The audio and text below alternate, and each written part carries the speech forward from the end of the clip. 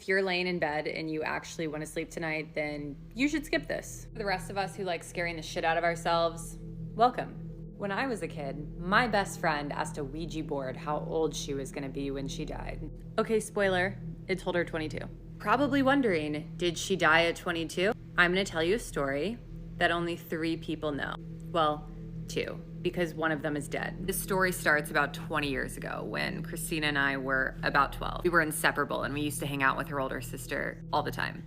We were at their house a lot. It looked like a normal suburban house on the outside, but I swear you walked in and it was like a portal to the underworld. This house scared the absolute shit out of me. I would hear screams coming from the attic and I would look down this long, dark, creepy hallway, see dark figures like motioning up when I'm trying to sleep at night. To make matters worse, we would sit in her room with the lights dim, pull out the Ouija board and play all the time. But here's the thing, it only ever worked for Christina. It was like she had some weird connection to it. Naturally, her sister and I always thought this was fake and she was just doing it for attention because it would move so fast all over the place, telling us everything. Never worked when we did it alone, so we were a little bit suspicious. Whatever ghost was on the other side of this had diarrhea of the mouth. This was not like you see on the horror movies where it's like, oh, this is slowly moving to yes or no. Like, no, this was like a T9 texting expert ghost that word vomited constantly. So one day we had just finished watching Big Fish, and in that movie there is this creepy old witch and you can ask her how old you're going to be when you die. Christina loved this idea. Next thing you know, she's pulling out the Ouija board and immediately asking, how old am I gonna be when I die? Planchette slowly starts to move towards the numbers and it hovers over the 2. And then it takes a little bit of a movement back and comes right back to the 2. Christina didn't even skip a beat. She grabs her red notebook that she wrote down all of the answers the Ouija board said in it, wrote down, age I'm gonna die, 22. Completely calm. Little did we know, something was set in motion and some weird shit started happening for the next 10 years.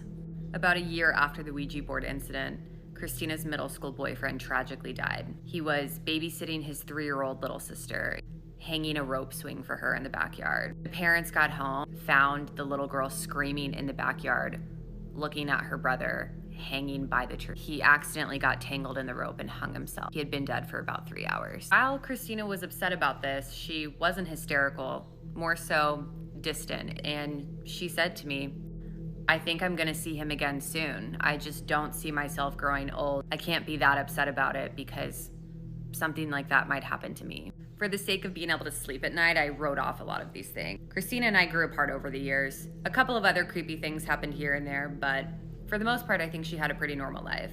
She got a job, got a fiance, seemed pretty happy from what I could tell. So now we're about 21 and Christina's wedding is coming up. I didn't go to the wedding, but I saw this footage later. Christina's standing at the altar, all smiles, having just been married, trying to take photos with her family. Softly in the background, you hear a little girl singing the Itsy Bitsy Spider. Christina yells super loudly, Kenna, it's time to take photos. And the camera just slowly pans left. And then you get a great view of this beautiful little flower girl sitting in a pew, holding a Bible upside down, singing the Itsy Bitsy Spider. She shuts the Bible, takes a couple of steps towards the aisle, and slowly walks forward. I shit you not, this 3-year-old looks up at this bride and says, Christina, are you gonna die soon? Freaked out when she heard this, which would be a normal response, but I heard her talk about death so many times as a teenager and just how it didn't faze her that it was a little bit odd to hear her talking about it like this. I really think it's because she was 5 months pregnant. Things had changed for her. About a year after the wedding, Christina was at a cabin with her family in the mountains, having some celebration. Everyone was there, including her newborn son. It seemed like one of those days where nothing could go wrong. Her family always had a 4-wheeler that we would take around the mountains to have a really good time on. At some point in the afternoon, her and a friend decided to take it out for a ride. But that day, something was different. As they rode through the trails, everything seemed all right until Christina screamed, "The brakes aren't working." They flew off of a cliff. Both of them were rushed to the hospital. Christina didn't make it. She died on the way there. 22.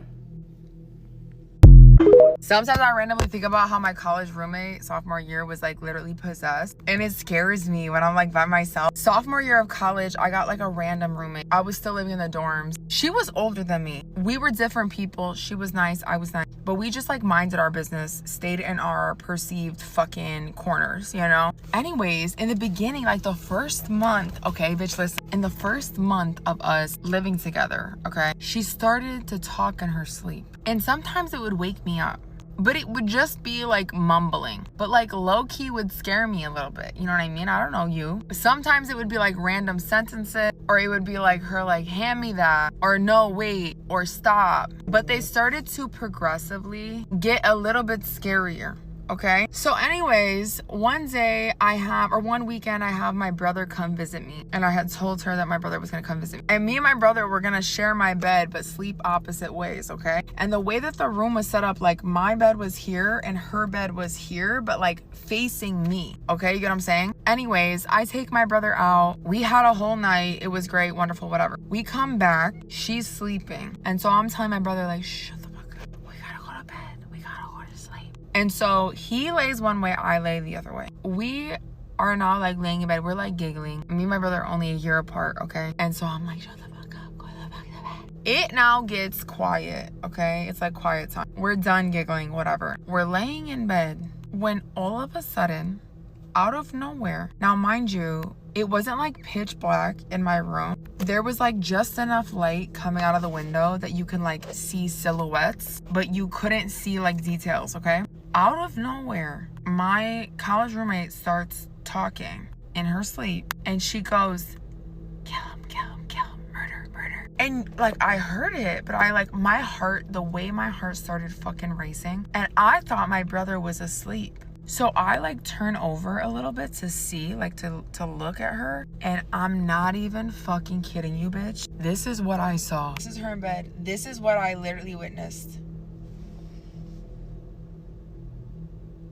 Kill them, kill them, kill them. I don't remember if she said kill or murder. And I'm literally in bed, like staring at her, fucking terrified. I'm frozen. And she's still sitting up, looking directly at me.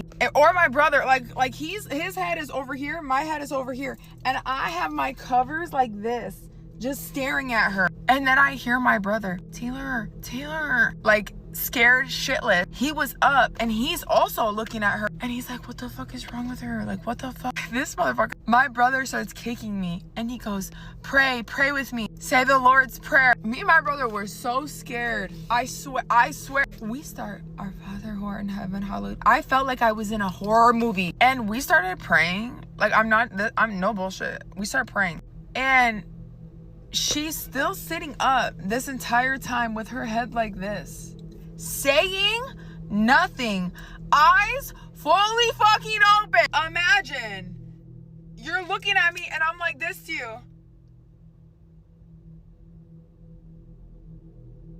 While you're trying to fucking sleep. Me and my brother say the Lord's Prayer, and we're just laying in bed staring at her. And then out of nowhere, she literally slowly, I'm gonna show you. She's like this, right? And she just randomly, out of nowhere, after sitting like this for like 10 minutes, she randomly just goes.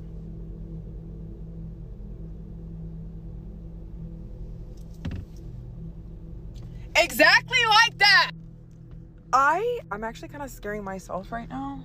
Every time I think about that, I get so scared. Like my heart starts racing. I'm like literally, I'm not even joking. Like, and then the next day, I asked her, I'm not even joking. This is the weirdest part of the whole story. I asked her, I was like, do you like talk in your sleep, or do you like sleepwalk? And she's like, what do you mean? I'm like, has anybody ever told you that you like talk in your sleep, or like you like sleepwalk, you like move around? She was like, no, I don't. And I was like, yeah, you do. And she was full-blown convinced that she didn't, because nobody had ever told her that, which makes me so much more scared. Anyways, I hope she's doing well. Let me give y'all a story time about a time that I encountered what I believe to not be a real person. And when I say not a real person, I believe that this person was not amongst the land of the living. Or I don't know. I don't think that she was a real person. So I think that she was an entity, or there was an entity inside of her. And so let me explain myself. if you don't believe in a supernatural realm or a realm outside of what you're living in now, then this video might be hard for you to grasp. So maybe about maybe March, April. It was April. I had been going through a lot. I had been really sick, in and out of the hospital, just battling a lot, and I felt like I was like under spiritual attack, because every time I went to the hospital, they were having trouble finding things. It was just like a lot of back and forth, and it was just like, so the attack was so great. I felt like it was just not of this realm. Like, you ever go through something so crazy, so traumatic, that you're like, God, this don't even make no sense. The stuff that's happening don't even make sense. Like, that's where I was at that point in my life. So this one particular night, I had been having some issues. I had been out of the hospital, but I was feeling better. But my mom came down to stay with me. She came down from out of town to be with me. So I was coming from work, and I worked out of town, so I was like maybe 3 hours away, and I was finishing up a contract. So this particular night, I was on my way home, and I called my mom. I was like, hey, do you need anything from the store before I get home? Because I got to pass the store anyway. Now, this store by my house, at that point, I had never been inside of the physical store, but I would always get gas at the pumps, like, because they have tap to pay, so I never had to physically go in. But this night, my mom was like, no, it's fine. And she was like, well, you know what? You can stop and get me such and such. So I pulled up to the store. When I pulled up, I immediately noticed that it had to be about almost 10 o'clock at night. There was not a lot of people in the store. There was the clerk, there was one person at the counter playing lottery, and there was myself, and then there was a young lady in the store. Now, I went up to the, in my mind, I was like, well, let me scan the store and see if there's anything that I would like. Like, if I see a snack, I'm going to get it. So I just did a quick little 1-2 throughout the store. I didn't see anything. I was already tired from driving. So I turned around from the cooler to get ready to make my way toward the checkout counter. And in the aisle behind me, maybe about 5 feet away from me, there was a Caucasian girl. And when I turned around to her, she was facing me. She had nothing in her hands. She didn't appear to be shopping. I can't even put an age on her, guys. You know how normally you can guess about a person's age, or maybe generalize them and say she was a young girl, she was an older lady, she was middle age. I couldn't put an age on her at all. When I turned around to her, when I turned around to look at her, she might have been about my height. She had shoulder length, strawberry blonde hair. Like, it was like it wasn't strawberry blonde. It was the reddish brown looking hair. It was about right here. And her face was ghostly pale. And I'm not one to judge off appearance, because I'm a nurse. I've been a nurse for a long time, so I know that there are illnesses that can affect a person's appearance. This was not like that, y'all. This was nothing like I had seen before. She was the color of this binder. Her face was the color of this binder, but not in a skin texture way. Her face had a kind of almost textured look, like a flaky, floury, ill look. But that wasn't it. That wasn't what did it. When I turned around, she said, we locked eyes. Okay, when I turned around, we locked eyes because she started speaking to me. Her head was positioned in a very unnatural way. She was like, you're so pretty. And when we locked eyes, my heart dropped. I had a feeling of dread, of fear that consumed me. And she was giving me a compliment, but everything about her gave unnatural. Everything about her gave unreal. Her head that was tilted to the side like this, the way it cocked this way when she spoke to me, her face was pale. It looked like she was sick. Her lips were like a strawberry, like a cherry red. Her eyes were like a greenish brown. But it was everything about her body movements, everything about her tone, everything about the way she looked at me that scared me. My heart dropped, y'all. And I'm gonna tell you exactly who she looked like. I don't know if you guys remember the movie The Exorcist, the original one. She looked exactly like the little girl that was sick in that movie. And I don't watch scary movies. I don't bring scary movies into my house. This is a movie that I saw as a child, that I probably watched with my cousins growing up. That's how I was able to identify. And so I said, thank you. And I made my way to the counter. When I went to the counter, she didn't continue. I don't even know what she did behind me. I made my way to the counter and I checked out. I got in my car and I was so scared, y'all. I turned around and checked my back seat. I looked in the back seat. This is how scared I was. And as I'm backing out of the parking lot, the convenience stores, they have glass panes. So I'm driving really slow, looking like to see, is she checking out? And I saw her sweatshirt briefly in the store, but I didn't see it anymore. And then I looked at the cars, like, I'm trying to make sense of this. I'm looking at the cars, like, what kind of car could this young old lady be driving? Like, because she wasn't old enough to where she was just hanging out in the convenience store. She wasn't hanging out. There was nobody. It's not a convenience store where people loiter. She wasn't young enough to just be in there just doing nothing. She would have had a purpose. But I never saw her anymore. Like, I saw her sweatshirt, but then it's like she turned around from the counter again. But y'all, when my husband called me, I said, "Can I tell you something?" He said, "What?" I said, "I think I just saw a spirit." I said, "Everything in me feels like she was not real." I said, "In the energy shift that I felt when I locked eyes with her, I'm terrified. I was scared driving home. When I got to my house, I told my mom about it, and my mom immediately said, she said, "Neek," she said, "that wasn't a person." She said, "That was a spirit." She said, "And if she was a real person, God allowed you to see the spirit that was operating in her, or a demonic entity that was in her." Pause, y'all.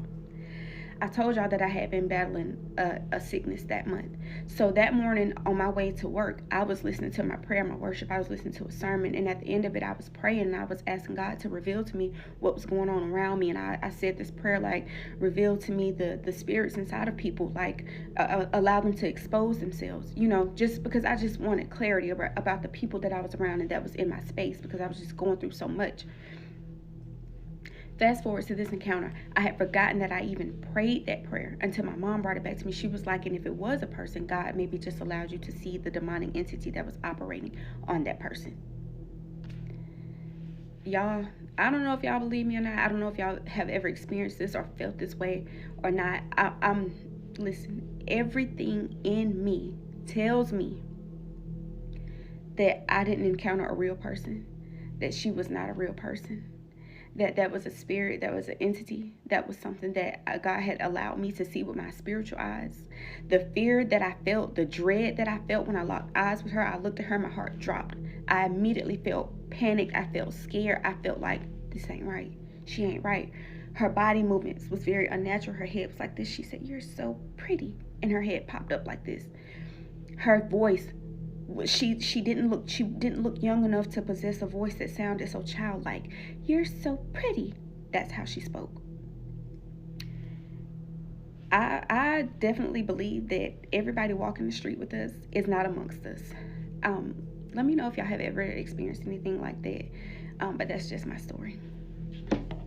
Never eat at your bed at nighttime. Too late. It's too late. By the way, whenever I say these titles like never eat at your bed at night, I'm simply translating it because it's the same title in Spanish. Like with the other video where it's like never speak to the dead, it's because that's the title in Spanish and I'm literally translating. There's people who are like, "Don't tell me what to do." Why the fuck would I come on TikTok and let somebody tell me what to do? Are you serious? Are you okay? Just enjoy the stories. So this story was being told by her own mom. Her mom said that when she was young, she lived in Mexico in this really big ranch. She explains that a lot of paranormal stuff would happen, not just at that ranch, but like with the people, their neighbors around them. And her mom was never a scaredy cat. On the contrast, she loved any paranormal stories or shows and things like that. Her mom shared a bedroom with her two aunts. They had twin beds where the youngest would sleep on the top and the oldest would sleep in the bottom. She says that every time her mom explains this story to her, she explains it like, "I love to eat." Girl, same. And because she loved to eat, something happened to her that she is never going to forget. Her mom explains that every time after dinner, she would get a pan dulce with some atole and she would take it to her room to eat while she watched TV. And her grandmother, her mom's mom, would get really bothered by this because she would tell her that the food is only to be consumed at the kitchen or at the dinner table. That if she ate in her room, it would attract rodents or maybe other things. Her mom was very curious, so she would always ask her grandmother, "What other things? Like, what are you talking about?" And that her grandmother would tell her, "Well, there's some souls and some demonic things that are attracted by food. That it's also bad for you to leave like dirty dishes in the sink overnight and things like that." Oh my god,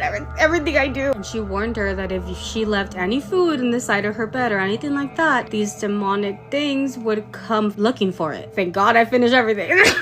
She even told her that not only would they try to eat her food, but they would also try to take her soul. So her aunt, her mom's sister, being a very big scaredy cat, would also get really mad when her mom would bring food to the bedroom because she would hear all the things that her mom would tell her and be like, "I don't want these things to come, like stop eating in our bedroom." However, her mom and even her grandfather would always be like, "Oh, those are just dumb things that your grandma says to scare you off." So days would go on and her mom never stopped bringing food into the room. The first time that something strange happened was when she had taken some pistachios into the room at nighttime, and she had left some on the plate that she didn't eat. And when they woke up in the morning, the pistachios were all thrown on the floor and opened with the missing seed on the inside. Obviously, when her aunt saw that, she got so mad and they started fighting all morning because of it. After that happened, all the girls that were sleeping in that bedroom thought that they could hear a rat underneath the bed. And obviously, her aunts would blame her mom because she's the only one that would bring food into their bedroom at night. And of course, her grandmother would tell her mom, it will be your fault if we get mice or like any kind of rodents into the house. However, they had no idea that there would be something worse that would happen. There was one night when one of her aunts got very sick, so the grandparents or their parents took her to go sleep in their bedroom, and they left her mom in the bottom bunk by herself and the younger one on the very top. Because of how much she kept getting into trouble, her mom didn't take anything to eat to the bedroom that night. They all went to bed and started watching TV for a little bit, and they all just fell asleep with the TV still on. It was very late, and the mom says that the light from the TV started to wake her up and bother her. When she opened her eyes, she said that she saw somebody like with a cloak on standing in the bedroom door. However, she was so sleepy that she could hardly like even open her eyes. That was also the moment where she started to hear, "Give me some food.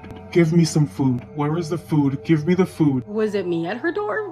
The mom explains the voice as like really strange, very deep, and it almost sounded like it was slobbering as it was asking for food. She was still having a hard time opening her eyes, but she heard it again, that voice telling her, "Give me food. Where's the food?" The mom thought that it was a prank from one of her sisters, so she just tells her, "Shut up and just turn off the TV because I can't fall asleep." The following thing that she felt was like a breath at her feet. That's what immediately caused her to get up, open her eyes, and what she saw at the foot of her bed, she explains like a man. That he was hunched over and he had a cloak on, and when she noticed his eyes, they were entirely black. There had no white area. That's when her mom screamed so loud, and this man went underneath the bed. Oh my god, I'm so scared. The sisters that were on the top bunk woke up and immediately screamed as well. And what they saw was like a dark shadow just running out of their bedroom. The grandparents immediately ran to their room and asked them what was happening, but because all of the girls were crying, none of them could like clearly explain what they had seen. In that moment is when on the porch they heard all of their like dishes that they had cleaned just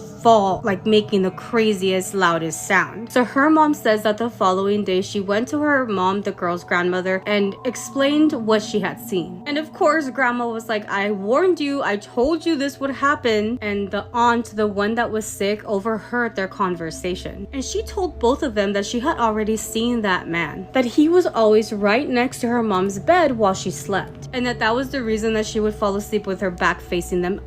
Why did she never say anything? And she had also told the other sisters, and that's why they were all insistent on telling her not to bring food into the bedroom. I would have been convinced by telling me there was a man next to my bed, but also maybe the mom wouldn't have because she didn't even believe it at all. She explains that because of this story at her house, or her grandparents' house, nobody goes to bed unless the dishes are cleaned, and nobody takes food to their bedroom at night. So what do you guys think?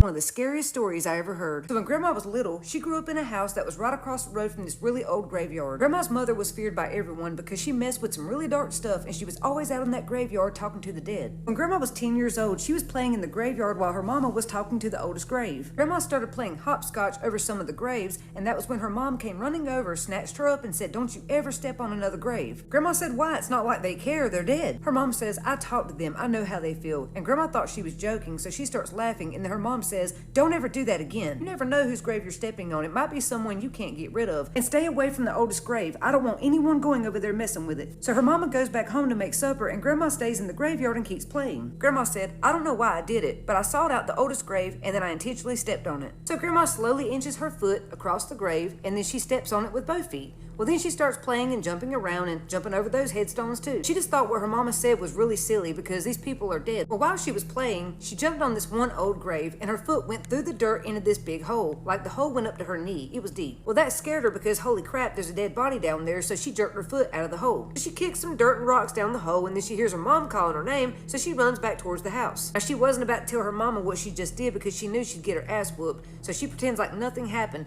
They eat supper, they wash, and they go to bed. Later on that night, night. Grandma said she woke up and had to pee really bad, like she couldn't hold it, but unfortunately, their bathroom was outside. They had an outhouse. But while she was in there, she started hearing what sounded like stomping or someone running around the outhouse. She stood up, she heard her mama's voice call out, "Gladys, come here, come here, come here." So she opens the outhouse door expecting to see her mother, but nobody's there. She's walking back to the house, and when she passed the old oak tree, that was when she saw a tall, lanky figure standing in between her and the cemetery. She looks closer and realizes that's her mama standing there, but she's facing the opposite direction, so she can only see the back of her mama's head and dress. She says, "Mama, what are you doing?" And her mama didn't respond, but with every step she took, her mom took a step backwards towards her. So she gets scared and runs towards the house to get her father, and when she looks back, she sees her mom running backwards chasing her. She said its head dropped and it fell backwards like on all fours, and it chased her all the way up to the porch until she got inside. She runs into her parents' room where she finds her dad asleep, but her mom is sitting on the edge of the bed reading a Bible with her shoes on and they're muddy. The next day, Grandma decides she's going to go back to that graveyard and apologize to every single spirit that she disrespected by jumping on their graves. So she goes over to the cemetery and walks up to that grave, and that's when she sees it. That hole is a lot bigger now, and it looks like someone has been crawling in and out of it. She gets on her knees to take a closer look, and that's where she sees the rotten casket and a decaying body inside. What was weird, the body didn't look that old for it to be the oldest grave, and it looked a lot like someone she knew who was missing. The body looked just like the woman her dad was having an affair with before she disappeared 3 months ago, and she looked like she'd been tortured to death. So she jumps back and she starts hearing whispering coming from within the hole, and it's saying, "Come here, come here, come closer, come here." She takes off running, but before she can get out the cemetery, she feels a strong presence weighing down on her back like it's trying to stop her, and it feels angry, but she makes it home. She goes to her father and tells him what she just saw, but he stops her in her tracks and says, "Hush, I don't want to lose you too. Don't talk about this ever again." But late that night, she's laying in bed, and when she looks at the window, she sees her father's dead mistress staring back at her, and when it disappears, her mama walks into her room. It feels like this spirit is reaching out to her for help, but she knows that her mama was the one who unalived her father's mistress, and if she's not careful, she'll be next. So now she's seeing this spirit everywhere she goes. It won't leave her alone, and it wants her to tell someone about what her mom did, but she knows she can't. She was afraid because she knew that her mom was very unstable, but her mom was the only other person who had dealt with spirits like this, so she had to tell her. So she goes to her mother, and her mother stops her in her tracks. She said, "What did you do? What's going on around here?" And Grandma says, "I jumped on those graves even after you told me not to, and one fell in." She said, "Mama, she stares in my window every night, wanting me to help her. She won't leave me alone. She wants me to tell on you, but I swear I haven't." Her mama grabbed both sides of her face and said, "How dare you disobey me? I told you not to do that, girl. Now go get the Bible in the belt." She put her head down and said, "Yes, ma'am," and she went and got the Bible in the belt because she just knew she was getting her ass tore up, but her mom had other plans. So her mom grabs the Bible, the belt, and her brother, and they all go over to the cemetery. Then her mom hands her the Bible and says, "Get in the hole." And Grandma says, "What? Why?" Her mama gets that close to her face and says, "Well, since you want to run to your daddy and try to help her so much, you can stay with her. Get in the damn hole." Her mama gives her a match with the box and says, "Here, in case you get scared of the dark, but just know if you strike it, I'll blow it out." And Grandma thought, "Huh?" She said, "Mama, please don't make me go in that hole. I'm begging you." Her mama said, "Get the Bible and get in that hole now, or I'll bury you in it myself for good." And her mother handed the belt to her brother and said, "If she comes out of that hole, you beat her until she crawls back in. I don't want to see her face until the sun comes up." With tears rolling down her face, Grandma took the Bible and climbed down in the hole with that woman's body. So after she climbs into that casket, she starts feeling dirt fall down on her because they're closing the hole up to make sure she can't get out. So while laying in the pitch black dark, Grandma starts hearing rustling noises inside of that casket, so she grabs a match and strikes it to see where that sound is coming from. It lit up the casket, and when she looked down at her feet, she saw her mom's face peeking over at her with black eyes and a big grin going, mm-mm-mm. The match went out, she passed out from fear, and she didn't wake back up until the next morning when she heard her brother shoveling dirt out of the hole to let her out. Grandma said she didn't know if her whole family was mentally ill or if this was some kind of supernatural event, but either way, she learned her lesson and she never stepped on another grave. If y'all want to hear more stories about my crazy-ass great-great-grandmother, let me know in the comments. Paranormal story time. This is by far one of the scariest paranormal stories that I've ever heard in my life. And I'm warning you right now, if you scare easily, do not watch this video. What I'm about to tell you had me scared for days. A young girl by the name Bella, she wanted to go to one of her cousin's houses, so she asked her mom, "Hey, can you drop me off?" And her mom agreed and said, "Yes, I'll take you." When she gets to her cousin's house, two of her cousins are there, and their names are Maddie and Alyssa. The afternoon for these girls was filled with teenage joy. Like a typical girls' day, listening to music, gossiping, scrolling through social media, but boredom, as it often does, crept in. And one of Bella's cousins, Maddie, suggested they walk to a cemetery. Alyssa and Bella are like, "No, we don't want to go." Maddie's persistent, like, "Come on, let's go, it'll be fun, a little spooky adventure." Maddie was persuasive enough and convinced Bella and Alyssa to come with her to the cemetery, which was about a 5 to 10 minute walk from the house. As the girls approached the cemetery, they went through the back entrance. They did not want to go through the front. As soon as they got there, Bella felt like they were not alone. Right off jump. She just felt so uncomfortable. Like, she's like, we're not the only ones here. Like, something is not right. And she didn't want to go anyway. So she was already on edge. For 30 minutes, they wandered amongst the tombstones. They started to have a good time. They're laughing, chit-chatting. At this time, it's around 6 to 7 p.m. And they were all alone, or so it seemed. And this is when Bella's phone rang. Bella looked down at her phone at the caller ID and it says mom. Her mom, who just had earlier dropped her off at her cousin's house. She picked up the phone and she's like, hey mom, what's up? And this is when everything takes the creepiest turn. Her mom's like, Bella, where are you? Her mother's voice sounded frantic, almost strained. Bella's like, Mom, you dropped me off at Alyssa's. What are you talking about? Bella's confusion quickly turned to alarm. What? Like, what? Like, she's just so confused, like, what the fuck just happened? Then Bella and her two cousins' phones all start glitching out at the same time. Their apps are closing in and out. The phones are coming on and turning off by themselves. All of their phones just started to not work. Then in the calling app that popped up on Bella's phone, it started entering in the number 24 over and over and over again. 24 flashing repeatedly on her screen. This is when Bella's heart dropped into her stomach. 24 was her cousin's basketball number who died in a car crash 3 years earlier. That's not even the craziest part of the story. Just wait. All three of the girls got up out of the cemetery very, very fast. They were heading back to Alyssa's house. And as they tried to leave the cemetery, a big branch from a tree fell like within 2 to 3 feet away from them and almost hit all of them. When they all got back to Alyssa's house, they sat in the front room and pretty much just went over the events that had just happened, and these young girls were obviously scared, as anybody would be. They all go to bed and wait until the next morning. The next morning, Bella is still shaken up, and she decides to call her mom. Her mom picks up and she's like, Mom, about last night. Her mom's like, yes, sweetie? She's like, why did you call me asking where I was? You knew you dropped me off at Alyssa's. And there was a long pause on the other end of the line. Her mom doesn't say anything. She's like, Bella, honey, I didn't call you last night. I lost my phone, and I just found it this morning right before you called. Excuse me? Say what? What did you just say? Bella's like, then who called me then? Like, it was your voice, like I spoke to you. And the question just hung in the air. Who called? For protection of the victims in this story, I did change their names. This story was submitted to me by a follower of mine. If you have a creepy paranormal story time that you would like to be told, you can DM me your story on Snapchat, Instagram, or here on TikTok at Crime Queen. You girls stay spooky, and I love you. I'll see you in the next one. This scary story comes with receipts. There's a video at the end and it's absolutely freaky. This one actually happened to my sister a few years ago, so I know it's personally true and it's terrifying to see the footage. So my family has actually had so many freaky things happen to us. So my sister's name is Megan and she has 2 kids. Kids are constantly complaining of seeing things in her house. She actually does believe them when they tell her things because she believes in this type of stuff because of all the stuff that's happened to our family. But one day they're in their house and her and her husband are sleeping in their room and they actually have their daughter with them that is like 3 years old at the time. They're sleeping silently, they're fine, nothing has happened during the day, and all of a sudden they hear this huge crash in the middle of the night coming from the daughter's bedroom. Now remember, her daughter is in bed with her right now, there's no one in her room. So her husband actually got up and went into the room of their baby. He actually didn't see anything, which is actually creepy in itself. He comes back to bed. Later on the next morning, my sister decides that she's gonna look at their CCTV footage that they have in their baby's room. The CCTV footage is crazy. Just something to note before you watch it is that this camera specifically was motion censored. Every time that something walks past it, the camera would start flashing. So pay attention to what you see after the camera starts flashing, which by the way it shouldn't be because there is 0 people in that room.